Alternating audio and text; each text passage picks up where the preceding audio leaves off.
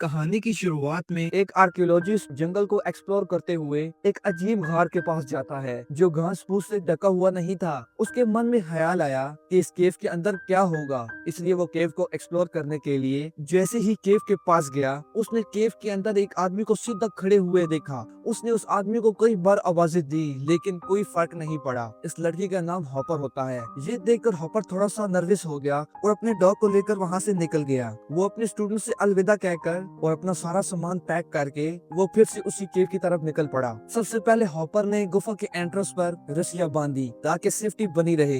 फिर वो अपने डॉग को साथ लेकर उस केव की तरफ बढ़ने लगा। जैसे ही वो गुफा के एंट्रेंस के पास पहुंचा, डॉग ने आगे बढ़ने से बिल्कुल इनकार कर दिया। वो भौंकने लगा जैसे कि आगे कोई खतरनाक चीज हो। लेकिन जैसे ही हॉपर ने गुफा के अंदर देखा तो वो चौंक गया। जो आदमी उसने एक दिन पहले देखा था वो अभी भी वहीं पर ही खड़ा हुआ है। हॉपर ने डिसाइड किया कि वो अकेला केव के अंदर जाकर एक्सप्लोर करेगा। लेकिन उसके कुछ ही कदम अंदर जाने के बाद हॉपर ने देखा कि उसके सामने की हवा कुछ अजीब तरीके से फ्लो कर रही है, जैसे कि कोई पोर्टल हो या दूसरी दुनिया का दरवाजा। ये अजीब सी दीवार हॉपर के मन को और ज्यादा छू गई। वो बिना कुछ सोचे समझे एक्सप्लोर करने के लिए उस दीवार के अंदर घुस जाता है। जैसे ही वो उस आदमी के करीब पहुंचा, उसने देखा कि उसका शरीर धीरे धीरे हिलने लगा। और जैसे ही हॉपर उस दीवार के पार गया तो वो आदमी जो कि खड़ा हुआ था पूरे एक दिन से, वो हिलने डुलने लगा जैसे कि सब कुछ ठीक हो गया हो। ये देखकर हॉपर और ज्यादा चिंतित होने लगा और उलझन में पड़ गया कि ये सब मेरे साथ क्या हो रहा है। हॉपर ने उस आदमी को आवाज नहीं दी क्योंकि हॉपर ने देखा कि उस आदमी के पास कुछ वेपन्स थे, तो इसलिए हॉपर ने उससे बात करने की हिम्मत नहीं की। वो बस चुपचाप खड़े होकर देख रहा था जब तक वो आदमी गायब ना हो गया। और भी अजीब बात ये थी कि जैसे ही हॉपर गुफा के अंदर जाता रहा, बाहर की रोशनी बिना किसी वजह के इधर उधर मतलब कि ब्लिंक कर रही थी, जैसे कि उस पर किसी चीज का कंट्रोल हो। साथ ही गुफा के अंदर गहरी दहाड़ की आवाज आने लगी जो कि हॉपर को वहीं पे जमने को मजबूर कर देती है। हॉपर अपना सांस बंद करने पर मजबूर हो गया। तभी उस दहाड़ के बाद इंसानी चीखें सुनाई दी। ये सुनते ही हॉपर को समझ आया कि ये जगह बेहद खतरनाक है। डर से कांपते हुए उसने बिना पीछे देखे बाहर की तरफ भागने का फैसला किया। लेकिन जब वो बाहर आया तो उसने देखा कि बाहर की दुनिया पूरी तरीके से बदल चुकी थी, जैसे कि वो मिलियंस ऑफ ट्रिलियंस ईयर आगे पहुंच गया हो। हॉपर सिर्फ कुछ ही मिनट्स के लिए उस गुफा के अंदर रहा, लेकिन जब वो बाहर आया तो उसने देखा कि दिन का समय रात में बदल गया है। और सबसे अजीब बात ये थी कि जो डॉग इंटरेस्ट पर होना चाहिए वो वहाँ से गायब था। हॉपर को रियलाइज हुआ कि वो टाइम ट्रेवल कर गया है। उसको छोटी सी तसल्ली ये थी कि उसकी कार वहीं पर मौजूद थी, लेकिन जैसे ही वो उस कार के करीब गया तो उसने देखा कि उसकी कार पूरी तरीके से झाड़ियों में बदल चुकी है और अब स्टार्ट होने का नाम नहीं ले रही थी। शुरू में हॉपर को लगा कि कोई उसके साथ मजाक कर रहा है, लेकिन जब उसने अपना आईडी कार्ड लटका हुआ देखा जो कि ऑक्सीडेशन की वजह से पीला पड़ चुका था, तब उसे समझ आया ये तो काम गड़बड़ है। फिर भी उसके पास इन सब चीजों का सोचने का समय नहीं था।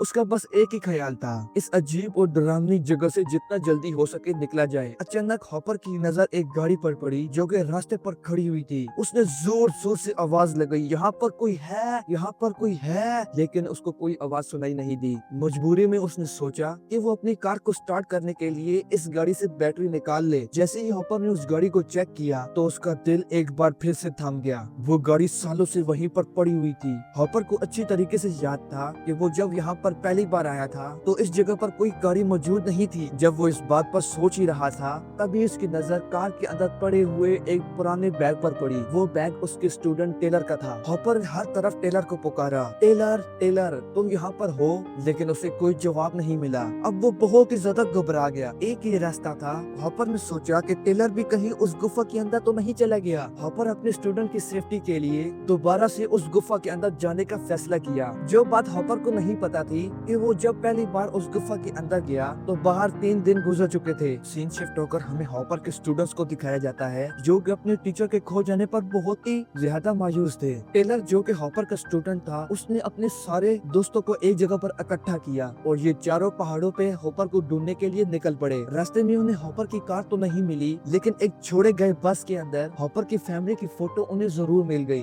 टेलर को लगा कि हॉपर अकेला अपने परिवार को ढूंढने के लिए इन पहाड़ियों रेडियो में आया होगा, जो कि सालों पहले किसी रहस्यमयी तरीके से यहाँ से गायब हो गए थे। इसका मतलब ये था कि हॉपर कहीं आसपास ही होगा, लेकिन अब तक हॉपर को कोई भी निशान नहीं मिला था। जब टेलर इस बात पर सोच ही रहा था, तभी फर्बी को बस के पीछे एक पुरानी रस्सी मिली। उन्होंने उस रस्सी का पीछा करते हुए वो लोग एक खाली गुफा तक पहुंच गए। रस्सी उस केव के किनारे तक जाके टूट गई थी। ये लोग सोच रहे थे कि नीचे क्या होगा, उन्हें ये तो कंफर्म नहीं हो पाया, लेकिन 4 लोगों ने नीचे उतरने का फैसला किया। फर्बी, जो कि नीचे उतरने से डर रहा था, वो इनकी देखभाल करने के लिए बाहर ही रुक गया। उसे बिल्कुल यकीन नहीं था कि ये फैसला उसकी मौत का सबब बन सकता है। बाकी 4 लोग रस्सी के जरिए उस केव में उतर रहे थे। नीचे जाते वक्त उन्होंने भी एक हवा की दीवार को पार किया, लेकिन क्योंकि उन्होंने कोई रुकावट नहीं की, उन्होंने उसे एक नेचुरल चीज समझकर उसे नजरअंदाज करके उसको पार कर लिया। जब वो लोग रस्सी की मदद से केव के अंदर पहुंचे, जैकी और वीव अपने बहुत ही जोश और जज्बे के साथ उस केव को एक्सप्लोर करने के लिए सोच रहे थे। तभी उन्हें गुफा के अंदर से जोरदार दहाड़ की आवाज सुनाई देती है। शुरुआत में जैकी और वीव उस बात को लेकर बहुत ही डर गए कि गुफा के अंदर और क्या हो सकता है, लेकिन तभी उन्हें एक इंसानी चीख सुनाई देती है। तभी उन चारों को समझ आ गया कि ये जगह से बिल्कुल नहीं है।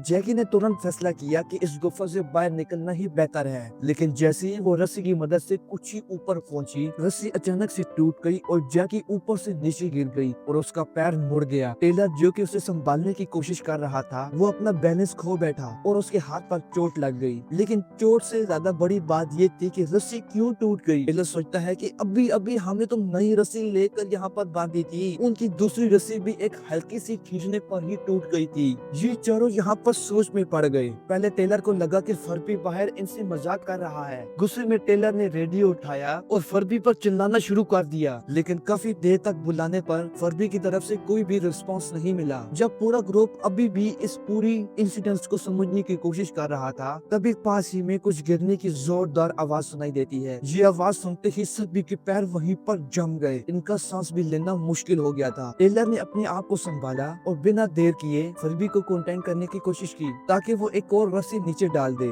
टेलर हैरान रह गया जब उसने अपनी ही आवाज गुफा के दूसरी तरफ से सुनाई दी। टेलर ये सोचते हुए कि शायद ये हमारा वहम हो सकता है, उसने दोबारा ट्राई किया, लेकिन फिर भी वही होता है, उसे अपनी आवाज दोबारा से सुनाई देती है। कुछ देर के बाद टेलर को फर्बी की आवाज रेडियो पर सुनाई देती है, जो कि मदद के लिए चीख रहा था। ये सुनकर ग्रुप और ज्यादा परेशान हो गया। ये सभी लोग समझने की कोशिश में कि आखिर ये सब कुछ क्या हो रहा है, उन्होंने फर्बी को ढूंढने का फैसला किया। जब वो एक खुली जगह से गुजरे, उन्होंने देखा कि इंट्रस के पास रोशनी अजीब तरीके से कभी तेज हो रही है और कभी स्लो हो रही है। ये देखकर सभी लोग बहुत ही ज्यादा डर गए। तभी कारा की नजर इंट्रस के पास एक चीज पर पड़ी। वो एक पत्थर पर चढ़ के उस रस्सी को देखने लगी। उस रस्सी को देखकर उन्हें कंफर्म होगा कि ये रस्सी फर्बी की थी। उसने जैसे ही नीचे झांका तो उसका दिल थम गया। फर्बी का शरीर नीचे बेजान पड़ा हुआ था। पूरा ग्रुप फर्बी की मौत को देखकर बहुत ही ज्यादा सैड हो गया। जब टेलर ने टूटी हुई रस्सी देखी तो उसे लगा कि किसी ने जानबूझकर उस रस्सी को काटा है। जब फर्बी नीचे उतर रहा था, उनकी बात समझ में नहीं आई, क्योंकि फर्बी ऐसी जगह पर आने के लिए बहुत ही ज्यादा डरता था। वो कभी भी अकेला नीचे नहीं उतरता, चाहे कोई उसे कितना भी कहे। टेलर इस बात को लेकर उलझन में पड़ गया। किस्मत से फर्बी की रिकॉर्डिंग डिवाइस चालू थी। पूरे ग्रुप ने तय किया कि सवालों के जवाब के लिए फुटेज को चेक किया जाए, लेकिन वो लोग जितना ज्यादा फुटेज देखते गए उतना ही ज्यादा कंफ्यूज होते गए। रिकॉर्डिंग में दिख रहा था कि फर्बी बता रहा था कि जैसे ही उसका पूरा ग्रुप गुफा के अंदर नीचे उतरा तो बाहर उसके लिए पूरे 7 दिन गुजर चुके थे। इस दौरान फर्बी को हॉपर की जीप मिली और उसने पहाड़ के बेस पर लगाई गई इमरजेंसी रोप भी ढूंढ ली। इसी बीच फर्बी को एक बस के अंदर छोड़ी गई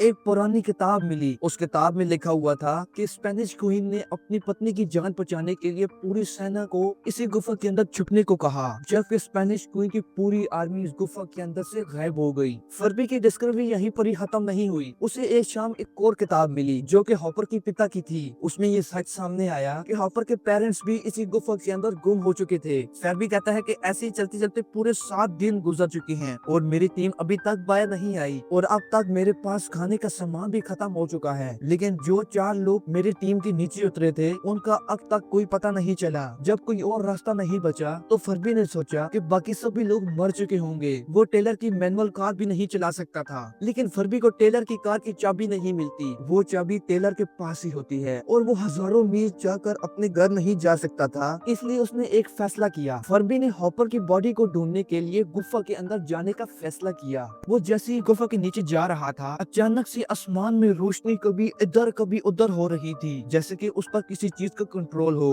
और उसके टीममेट देख रहे थे कि अचानक से उसकी रस्सी टूट गई और फर्बी नीचे जा गिरा। जो उन्होंने देखा वो इतना भयानक था कि उनके ग्रुप से और ज्यादा फुटेज नहीं देखी गई और उन्होंने रिकॉर्डिंग बंद कर दी। लेकिन इससे उन्हें एक नए सवाल सामने आए, कैसे पूरा ग्रुप कुछ घंटों के लिए इस गुफा के अंदर था और बाहर फर्बी के लिए पूरे 7 दिन गुजर चुके थे। इस बात का जवाब उनके पास तो नहीं था, लेकिन एक बात साफ थी, जो कुछ भी हो रहा था बहुत ही भयानक हो रहा था। अब उनका सबसे बड़ा मकसद ये था कि इस गुफा से बचकर बाहर निकलना, लेकिन किसी को भी उस रस्सी पर भरोसा नहीं था। ग्रुप में सिर्फ एक लड़की कारा ही माउंटेन क्लाइंबर थी। उसने फैसला किया कि वो ऊपर चढ़ के देखेगी कि बाहर क्या हो रहा है और मदद लेकर आएगी। जैसे ही कारा ऊपर पहुंची, जो उसने देखा उसके पैरों तले जमीन निकल गई। जो घना हरा भरा जंगल था वो पूरी तरीके से सुनसान और रेगिस्तान में बदल चुका था। हवा में धूल मट्टी इतनी भर चुकी थी कि कारा का सांस लेना मुश्किल हो चुका था और वो लगातार खांस रही थी। जब उसने अपना सैटेलाइट फोन चेक किया तो पाया कि उसका सिग्नल बिल्कुल नहीं था। तभी उसकी नजर एक विशाल तूफान पर पड़ी जो कि पूरे अपनी रफ्तार से उसकी तरफ आ रहा था। कारा ने ऊंची जगह पर चढ़ के सिग्नल ढूंढने की कोशिश की और जैसे ही उसने आसमान की तरफ देखा तो उसका दिल ही बैठ गया। आसमान में एक ट्रायंगल शक्ल का कुछ तैरता हुआ नजर आ रहा था। साथ ही जमीन और चांद की दूरी भी बहुत ही कम रह चुकी थी। चांद के सतह के गड्ढे अब बिना किसी टेलीस्कोप के नजर आ रहे थे। अब वो तूफान भी कारा के पास पहुंच चुका था, इसलिए कारा तुरंत ही वापस गुफा के अंदर चली गई। उसने अपने ग्रुप को हर एक बात बताई जो उसने बाहर देखी थी, लेकिन ग्रुप ने कारा की बात पर बिल्कुल भरोसा नहीं किया। उनका कहना था कि कारा सिर्फ 1 सेकंड के लिए बाहर गई थी और फिर तुरंत वापस आ गई। उनके हिसाब से ये सब सुनने को इम्पॉसिबल लग रहा था। मजबूरी में कारा ने अपनी बात सच करने के लिए उसको वो फुटेज दिखाई जो कि उसने बाहर बनाई थी, जो उसने सबूत के तौर पर बनाई थी। वीडियो देखकर टेलर हैरान रह गया और उसने अपना रिकॉर्डिंग डिवाइस कारा को दिया, जो ये साबित करता था कि कारा सिर्फ 1 सेकंड के लिए ही बाहर गई थी। जब उन्होंने दोनों रिकॉर्डिंग्स को कंपेयर किया तब सबके सामने एक अजीब सच्चाई आई। गुफा के अंदर का टाइम बाहर की तुलना से बहुत ही ऐसा चल रहा था। गुफा के इंटरेस्ट पर चमकती हुई रोशनी इस बात का सबूत थी कि बाहर सूरज बार बार उग और डूब रहा था और सभी लोग रस्सी टूटने की वजह भी समझ चुके थे। जब भी ग्रुप रस्सी की मदद से ऊपर चढ़ने की कोशिश करता, इनके लिए 1 सेकंड बाहर पूरा 1 दिन गुजरने के बराबर था। इसीलिए ही लंबे समय तक कोई भी रस्सी बाहर रहे तो वो गलने शुरू हो जाती है और यही वजह थी कि वो रस्सी टूट जाती। अब टेलर ने फर्बी की रिकॉर्डिंग को ध्यान से देखा। जैसे जैसे वो वीडियो आगे बढ़ा तो चीजें और भी खतरनाक होने लगी। फर्बी की गुफा के अंदर गिरने के बाद वो पूरे तरीके से मरा नहीं था, वो सिर्फ कुछ समय के लिए बेहोश रहा और फिर धीरे धीरे होश में आया। टेलर के बार बार बुलाने पर फर्बी ने हिम्मत जुटाकर रेडियो को उठाकर उनसे मदद मांगने की कोशिश की, लेकिन ठीक उसी समय कैमरे के फ्रेम में एक बहुत बड़ा पैर दिखाई दिया। बिना किसी झिझक के उस अनजान आदमी ने एक बहुत बड़ा सा पत्थर उठाकर फर्बी के सर पर दे मारा और उसकी जान ले ली। ये देखकर सभी लोग समझ गए कि गुफा के अंदर और भी लोग हैं जो कि इनसे बहुत ही ज्यादा खतरनाक हैं। लेकिन असली खतरा तब शुरू हुआ जब वीव ने नई फुटेज का ध्यान से जायजा लिया।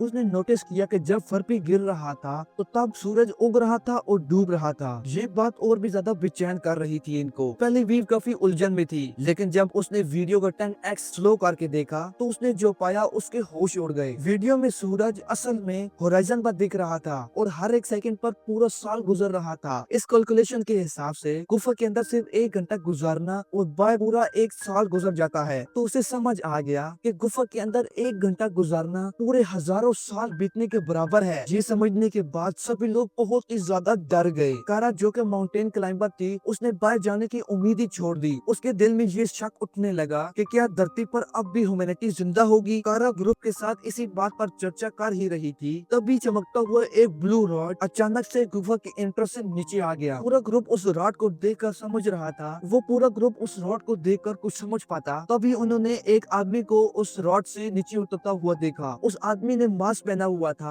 और उसकी हाइट बहुत ही ज्यादा बड़ी थी। उसे देखकर वो पूरा ग्रुप काफी ज्यादा डर गया और वो पूरा ग्रुप समझ नहीं पाया कि वो एक इंसान है या एलियन। वो आदमी बस चुपचाप उन्हें देख रहा था। सब लोग बहुत ही ज्यादा डर गए, लेकिन तभी पीछे से एक जंगली आदमी उस सूट वाले आदमी पर हमला कर देता है। लेकिन अपनी बड़ी साइज और पावर की मदद से उस आदमी ने उसे आसानी से हरा दिया और उसे जमीन के अंदर दबा दिया। उस आदमी को हराने के बाद उस जायंट आदमी ने ग्रुप की तरफ देखा, लेकिन अब भी वो आदमी कुछ भी नहीं बोला। ये देखकर ग्रुप पूरी तरीके से चौंक गया। टेलर को समझ नहीं आया कि जायंट उसका दोस्त है या दुश्मन, इसलिए ग्रुप ने वहाँ से भाग जाने का ही फैसला किया। लेकिन उन्हें ये नहीं पता था कि असली खतरा गुफा के अंदर छुपा हुआ है। एक पत्थर भरी सुरंग को पार करके ग्रुप एक खुली जगह पर पहुंच गया। उनकी खुशी का ठिकाना सिर्फ एक पल का था। जब उन्होंने जमीन पर एक ताजा शरीर देखा तो उनका दिल थम गया। वो शरीर अभी तक गर्म था, जैसे उसकी मौत सिर्फ एक सेकंड पहले ही हुई हो। जैकी ने उसका चेहरा देखा और तुरंत पहचान लिया। वो हॉपर की माँ थी, जो कि 40 साल से गायब थी। उसके पास ही हॉपर के पिता का शरीर पड़ा हुआ था। ग्रुप इस बात को समझने की कोशिश कर रहा था कि उन दोनों की मौत कैसे हुई। तभी उनकी नजर जंगली इंसानों पर पड़ी और उस पूरे ग्रुप का सांस एकदम से थम गया, क्योंकि वो एक आदमी को बहुत ही बुरी तरीके से खा रहे थे। टेलर ने पूरी तरीके से समझ लिया कि ये वही लोग हैं जिन्होंने फर्बी को मारा था। टेलर की टांगे कांपने लगी और उसने धीरे से ग्रुप को कहा कि चुपचाप एक और टनल की तरफ निकलो। लेकिन तभी उन्हीं एक आदिवासियों में से एक आदमी की नजर उन पर पड़ गई। ये जानकर वो जंगली इंसानों से भाग नहीं सकते, टेलर ने उनसे लड़ने का डिसाइड किया ताकि बाकी लोग वहाँ से भाग सकें। टेलर ने थोड़ी देर तक उनसे लड़ाई की, लेकिन उनकी संख्या ज्यादा होने की वजह से उन जंगली इंसानों ने टेलर को बेहोश कर दिया और एक ने उसे मार डाला। कारा और दो बाकी लोग एक सुरंग में जाकर छुप गए और जंगली इंसानों से बच गए। जब जंगली लोग चले गए तो तब कारा टेलर को देखने के लिए वापस आई और उसे बहुत ही बुरी हालत में देखा। खुशी की बात ये थी कि टेलर की सांसें अभी भी चल रही थी, लेकिन उनकी खुशी एक सेकंड की भी नहीं होती। तभी वो जायंट आदमी वहाँ पर आ जाता है और कारा का दिल डर के मारे बहुत तेजी से धक धक करने लगता है। लेकिन उस आदमी ने उन्हें देखा नहीं, वो बस पास के तालाब से पानी भरकर वापस लौट रहा था। कारा के आंसू देखकर वो जायंट आदमी अचानक से रुक गया और वो उनकी तरफ चल पड़ा।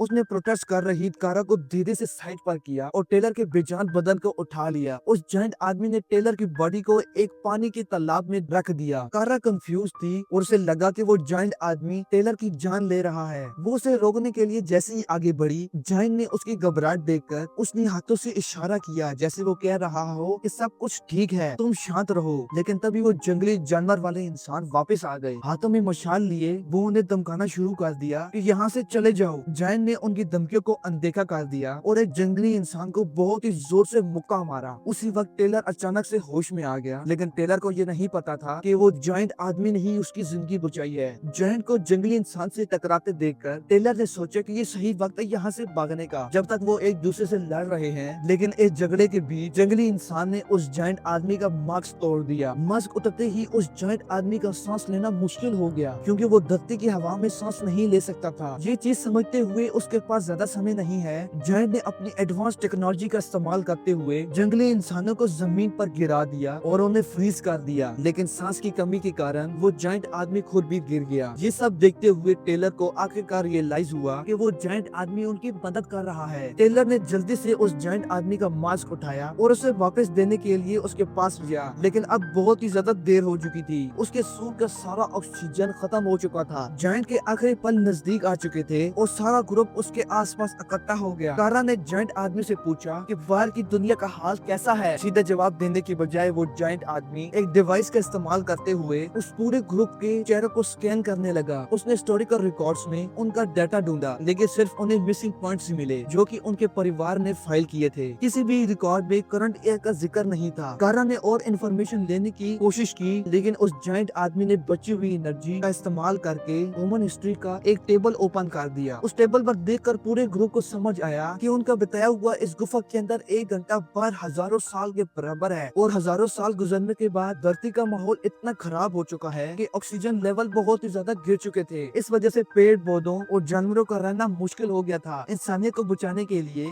जो कुछ बचा था, उन्होंने एक ट्रायंगल शेप का स्पेसशिप बनाया और मार्स पर बसने के लिए चले गए। उनका प्लान ये था कि इकोसिस्टम को रिकवर होने पर वो सभी लोग दोबारा धरती पर लौटेंगे। ये सच्चाई जानकर टेलर और उसका ग्रुप समझ गया कि उनका कनेक्शन पूरे तरीके से बाहर की दुनिया से टूट चुका है। अगर वो किसी तरीके से सरफेस तक पहुंच भी गए तो भी वो जिंदा नहीं बचते, क्योंकि बाहर का माहौल बहुत ही ज्यादा खराब हो चुका है और उनका पुराना जीवन कभी भी वापस नहीं आएगा। तभी टेलर की नजर हॉपर की बैग की तरफ पड़ी और उसे एक उम्मीद मिली। तभी उन्हें याद आया कि वो लोग गुफा के अंदर क्यों आए थे। टेलर ने डिसाइड किया कि वो लोग हॉपर को ढूंढेंगे। टेलर ने अपनी सेफ्टी के लिए उस जायंट आदमी के पास से एक पुरानी रिवॉल्वर उठा ली और गुफा के अंदर और गहराई में चला गया। वो एक जगह पर जा पहुंचा जहाँ उसके सामने 2 और गुफा नजर आ रही थी। एक गुफा के अंदर पूरी तरीके से अंधेरा था और दूसरी तरफ ब्लू स्टिक्स पड़ी हुई थी। टेलर ने मान लिया कि हॉपर ने ही ये किया होगा, ताकि वो रास्ता न भूल जाए। ट्रिक को फॉलो करते हुए टेलर एक जगह पर पहुंचा जहाँ पर उसने एक आदिवासी को देखा। वो अपनी मरी हुई माँ के लिए लेदर के पाउच में पानी ले जा रहा था। टेलर ने आसपास देखा, कोई जंगली इंसानों की बॉडीज पड़ी हुई थी, सब के सब गोली के जख्मों के साथ मरे पड़े हुए थे। इस चीज को देखकर साफ मतलब था कि हॉपर ने इन सबसे लड़ाई की थी और अपनी जान बचाने के लिए इनको मार डाला। ये जानकर टेलर के हॉपर अभी भी जिंदा है। टेलर ने उस जंगली जानवर को नजरअंदाज किया और गुफा के अंदर और आगे बढ़ने लगा। थोड़ी दूर गुफा के अंदर जाने के बाद टेलर एक कोने पर पहुंचा जहाँ पर उसने हॉपर को बेजान पड़ा हुआ पाया। टेलर ने चिल्लाया, हॉपर हॉपर, लेकिन हॉपर ने कोई हिलजुल नहीं की। वो किसी चीज पर घूर रहा था। टेलर ने ऊपर देखा और जो उसने देखा उससे होश उड़ गए। एक नीली सी दीवार रास्ते को ब्लॉक कर रही थी और उसके पीछे एक गुफा नजर आ रही थी और उस दीवार के पार एक जंगली इंसान को देखा जो एक छोटी लड़की के पीछे भाग रहा था। टेलर ने हॉपर के चेहरे को कंफ्यूज देखकर समझ गया कि वो लड़की उसकी बहन है। उसने बताया कि गुफा के अंदर वक्त बहुत ही धीरे बीत रहा है। वो गुफा जिसमें वो थे वहाँ पर तो टाइम ऐसा चल ही रहा था, लेकिन उनके सामने जो एक और पोर्टल था वहाँ पर उन्हें पूरी दुनिया फ्रोजन दिख रही थी, जैसे कि सभी आदमी फ्रीज हो गए हों। हॉपर ने बताया कि ये सब सिर्फ एक शुरुआत है, असली राज तो उस गुफा के अंदर है। गुफा के अंदर एक अजीब नजारा दिख रहा था कि पुराने जमाने की सेना अभी तक यहाँ पर लड़ रही थी। ये शायद स्पेनिश क्वीन की खोई हुई सेना है। बाहर दुनिया में सदियां बीत चुकी थी और यहाँ पर लड़ाई सिर्फ अभी शुरू हुई थी। केव के अंदर समय इतना धीरे चल रहा था कि उसे समझना बहुत ही मुश्किल था। टेलर हॉपर की बहन को बचाने के लिए उस बैरियर की तरफ बढ़ने लगा, लेकिन हॉपर ने उसे तुरंत रोक दिया। हॉपर ने टेलर को वार्न किया कि अगर वो उस गुफा के अंदर एक पल के लिए भी गया तो जब तक वो वापस आएगा वहाँ सदियां बीत चुकी होंगी और सभी लोग मर चुके होंगे। उनके पास एक ही ऑप्शन था, जितनी जल्दी हो सके गुफा से बाहर निकलना। टेलर ने नर्वस होकर हॉपर की बात मान ली और उसे वहाँ से निकालने की कोशिश की, लेकिन हॉपर के सीने में एक भाला घुसा हुआ था जो उसे हिलने भी नहीं दे रहा था। तभी सीन कट होता है और हमें हॉपर को दिखाया जाता है। हॉपर ने हालात को समझते हुए टेलर से वो गन मांगी और उनसे कहा कि मैं अपनी बची हुई ताकत से तुम लोगों की सुरक्षा करेगा ताकि तुम लोगों को इस गुफा से एस्केप करने का वक्त मिल सके। हॉपर ने चिल्लाते हुए टेलर को बोला, भाग जाओ जब तक टाइम है। उसकी चेतावनी सुनते ही बिना टाइम गवाए सारी टीम ने एग्जिट की तरफ भागना शुरू कर दिया, अपने पुराने एग्जिट की ओर। जैसे ही वो एंट्रेंस पर पहुंचे कि वो चमकती हुई ब्लू रोशनी अभी हरे कलर में बदल चुकी थी। सब लोग कंफ्यूज हो गए, लेकिन समय बहुत ही ज्यादा कम था। वो जल्दी से उस जायंट लैडर की तरफ बढ़े ताकि बचकर निकल सके। जैसे ही वो लैडर के पास पहुंचे उन्होंने देखा कि एंट्रेंस चमकते हुए हरे कलर में पानी में बदल चुका था। नीचे जंगली लोग उनके पीछे पड़े हुए थे। कारा ने अपनी जान बचाने के लिए अपना हाथ उस लिक्विड के अंदर डाला, लेकिन जैसे ही उसने उस पानी को छुआ एक अनजान जीव ने उसे जोर से अंदर खींच लिया। कारा ने जोर लगाते हुए एंट्रेंस के पास वापस आई जहाँ पर टेलर ने उसका हाथ पकड़ा हुआ था, लेकिन तभी नीचे जंगली इंसान उस सीढ़ी के चमकते हुए एक बटन को दबा दिया और जैसे ही उस आदिवासी ने बटन दबाया तो सीढ़ियां अचानक से गायब हो गई और हॉपर और उसका पूरा ग्रुप ऊपर से नीचे गिरने लगा। इस अफरा तफरी के बीच कैरा पूरी तरीके से पानी के अंदर खींच ली गई, लेकिन पूल के अंदर जो क्रीचर था उसने कैरा को नुकसान नहीं पहुंचाया और उसके चेहरे पर ऑक्सीजन मास्क लगा दिया। कैरा के नजरिए से देखा जाए तो टेलर और बाकी लोग एकदम जमे हुए दिख रहे थे, जैसे समय ही उसके लिए रुक गया हो। तभी 3 इलेक्ट्रॉनिकल टेंटिकल बिजली की रफ्तार से उस पूल से निकले और टाइम की गति से गुफा के अंदर टेलर और उसकी टीम को पकड़ लिया और उन्हें कसकर बांधकर हवा में उठा लिया। नीचे खड़े जंगली इंसानों की आंखों में हैरानी और सदमा था कि ये सब क्या हो रहा है। कारा अचानक इंटरेस्ट पर वापस आई और उसने टेलर और बाकी सभी ग्रुप को कहा कि वो अपनी सांस रोकें और फिर एक एक करके कारा ने सभी लोगों को पानी के अंदर खींच लिया। नीचे खड़े हुए जंगली इंसान हैरानी से उन्हें देख रहे थे, लेकिन उनके पास रिएक्ट करने का समय बिल्कुल नहीं था। कुछ ही पल के बाद और ज्यादा टेंटिकल गुफा के अंदर घुस आए, लेकिन इस बार उन्होंने जंगली इंसानों को छोड़कर और टनल्स के अंदर और इंसानों को ढूंढना शुरू कर दिया। सीन बदलता है और फर्बी को एक पानी के पूल से निकलते हुए दिखाया जाता है। उसने अपने आसपास देखा तो उसके आसपास सब कुछ अजीब था। उसके सामने एक विंडो से धरती छोटी हो रही नजर आ रही थी, जैसे कि वो स्पेस में जा रहा हो। फर्बी समझने की कोशिश कर ही रहा था कि वो क्या देख रहा है, तभी हॉपर पानी में अचानक से बाहर निकल आता है। दोनों एक दूसरे को देखकर हैरान हो गए, लेकिन कुछ बोलने का मौका मिले उससे पहले ही उसके टीममेट्स वहाँ पर आ गए। उन्होंने नए यूनिफॉर्म्स पहने हुए थे। हॉपर के माता पिता को भी उस जादुई पानी से बचा लिया गया था और सभी लोगों की जान फाइनली बच जाती है। तो फ्रेंड्स, आपको ये कहानी कैसी लगी please like, subscribe and share करके मुझे जरूर बताना। तो मिलते हैं ऐसी इंटरटेनमेंट वीडियो के साथ, तब तक के लिए बाय बाय।